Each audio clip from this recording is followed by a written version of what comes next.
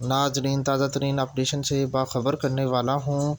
इस छोटी सी वीडियो में मैं ये बताऊँगा कि क्या पेट्रोल की कीमत बढ़ेगी या कम होगी और इसकी बड़ी वजह क्या है, वो आपसे शेयर करने वाला हूँ। इससे पहले हमेशा की तरह रिक्वेस्ट है, अगर आप मेरे चैनल को पहली दफ़ा देख रहे हैं लाजमी सब्सक्राइब करें, क्योंकि आपका सब्सक्राइबर होना हमारे लिए नहायत ही ज़रूरी और कीमती है। बेल आइकन को ऑन कर लें ताकि आपको हर नई अपडेशन मिलती रहे। मेरी वीडियो को एंड तक लास्ट तक देखें ताकि दूसरों की नॉलेज में भी इजाफा हो सके। आइए देखते हैं कि बड़ी रिपोर्ट क्या सामने आई है।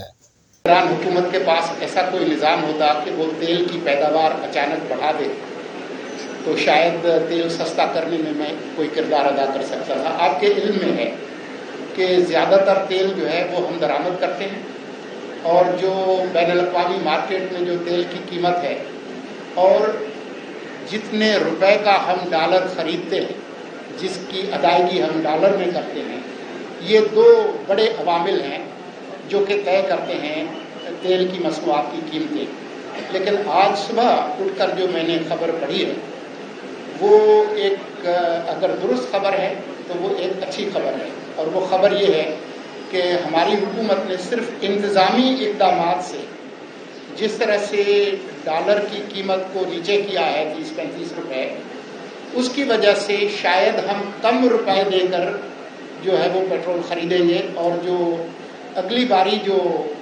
ऐलान होगा उसमें काफ़ी इम्कानात हैं कि पेट्रोल की कीमतें कम आएंगी। लेकिन उसमें हमारा कमाल नहीं होगा। कमाल जो है वो यही होगा कि क्योंकि डॉलर की कीमत नीचे आई है तो उसका कुछ फ़ायदा लोगों को मिलेगा। ऐसा है कि इस्लामाबाद में तो ये सवाल करने का जो निज़ाम है हमने तब्दील कर लिया है। आपके इल्म में है कि वहाँ जब हम प्रेस कॉन्फ्रेंस के लिए खड़े होते हैं तो तमाम लोगों से कहते हैं भाई जिसने सवाल करना है ज़रा ये कागज़ पे अपने नाम लिख लें। फिर ये नहीं होता कि 50 लोग सवाल कर रहे हों और जिसकी आवाज़ ज़्यादा भारी हो और थिएटर का जिसको ज़्यादा तजुर्बा हो उसका सवाल सुना जाए। वन बाय वन हमारा मेरा नाम मुख्तार अहमद भाईजी है, रोजनामा और साथ में होता था। मैंने खुदकशी का ऐलान किया था मालकान की।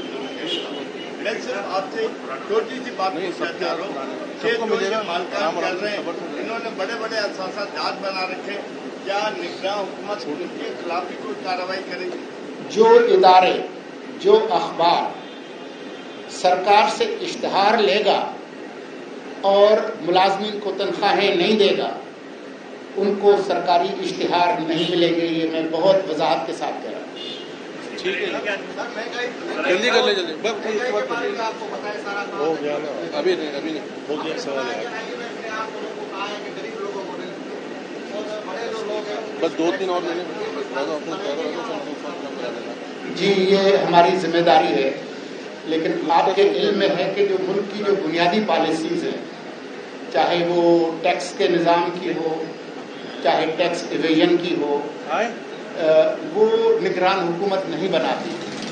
लेकिन इसका मतलब ये हरगिज़ नहीं है कि हम कुछ भी नहीं कर सकते। हम बहुत कुछ कर सकते हैं, जो कुछ मुमकिन है हम करेंगे। आप ये देखें, आज की खबर है कि सिर्फ जो बिजली की चोरी है उस पर जो क्रैकडाउन हुआ है, उसमें जो अदायगियाँ की हैं वो तकरीबन 8 अरब रुपए के करीब है।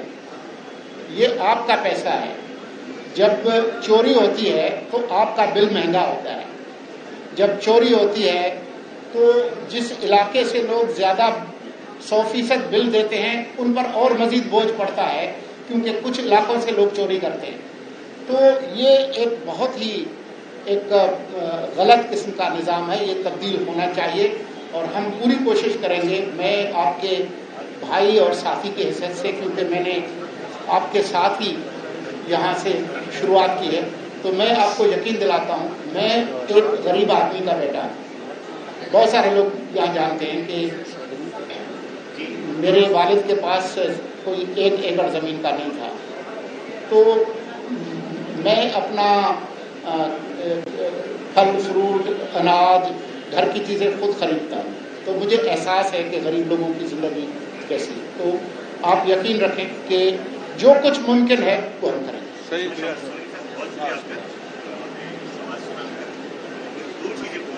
समझ नहीं आपसे एक तो ये कि मेरी जर्नलिस्ट बरादरी है उसकी तकलीफ के हवाले से आपसे बात की।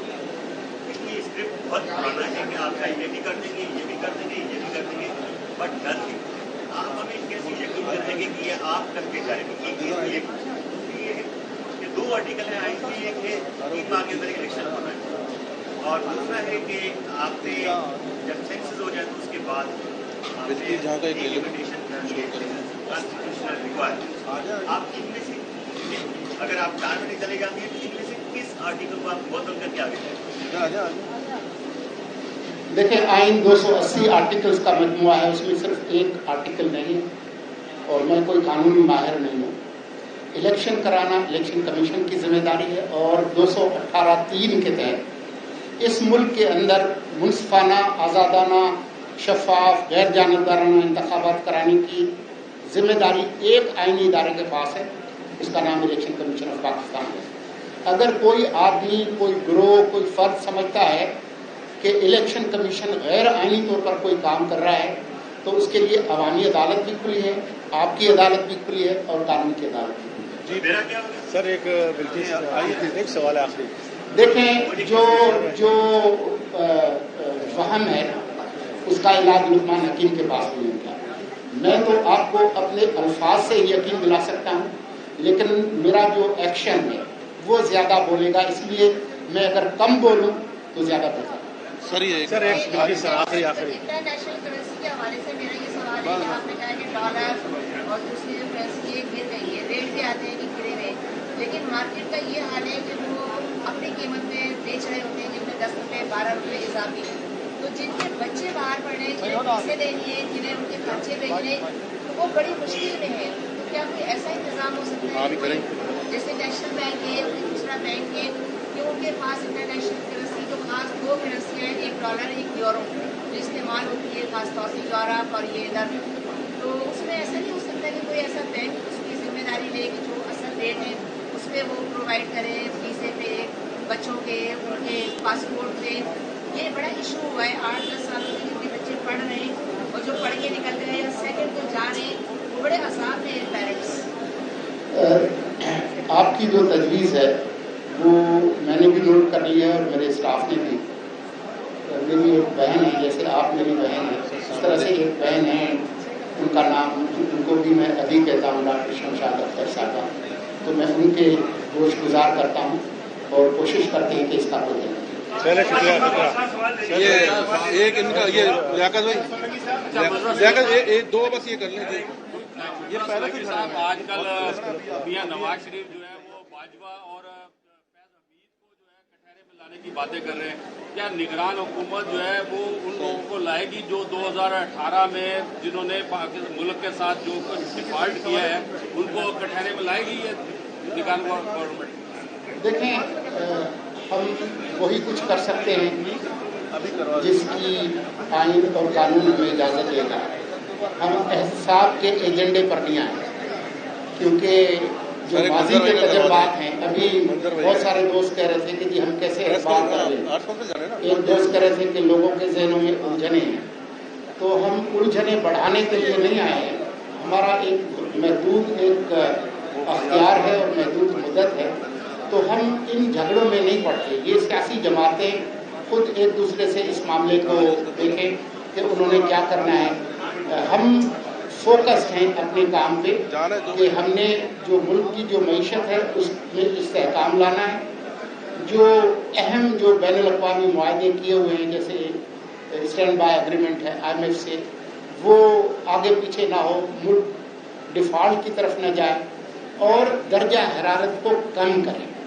آپ نے دیکھا ہوگا کہ 17 اگست جس دن سے میں نے حلف اٹھایا ہے، ماضی میں نے کچھ بھی کہا ہو، اس دن سے میرے منہ سے کسی سیاسی جماعت یا کسی سیاسی قائد کے خلاف کوئی منفی بات آپ نے نہیں سنی، کیونکہ یہ میرے حلف کا تقاضا ہے۔ تو ہم کوشش کریں گے کہ جو جس چیز کا ہم نے حلف اٹھایا ہے اس کی پاسداری کریں۔ جس طرح آپ نے یہ کہا کہ آئین کے جو آرٹیکل ہے اس پر عمل کرنا ہماری ذمہ داری ہے۔ سر ہمیں 2 سوال ایک ساتھ ہی لے لیجیے گا نا، ان کے بعد آپ بھی دے دیں تاکہ ایک ساتھ ہو جائے۔ تمام پارٹیوں کو آپ کہہ دیں کہ برابر بس یہ 2 سوال ملا رہے ہیں۔ 2018 کی آئین جو حکومت ناظر آپ کا تحریک انصاف کی، اس کی قیادت پر آج بھی پابندیاں ہیں، ان کا نام لینے پر بھی پابندیاں ہیں۔ تو کیا سمجھتے ہیں کہ یہ شفاف انتخاب ہونا ممکن ہو گئی کہ ان پارٹی کے لیڈر بھی نام لینا بھی پابندی ہے؟ تو کیا بہترین ممکن سمجھتے ہیں کہ आज़ाद नहीं लगेंगे आपको? आप बहुत पहेलियां बुझा रहे हैं।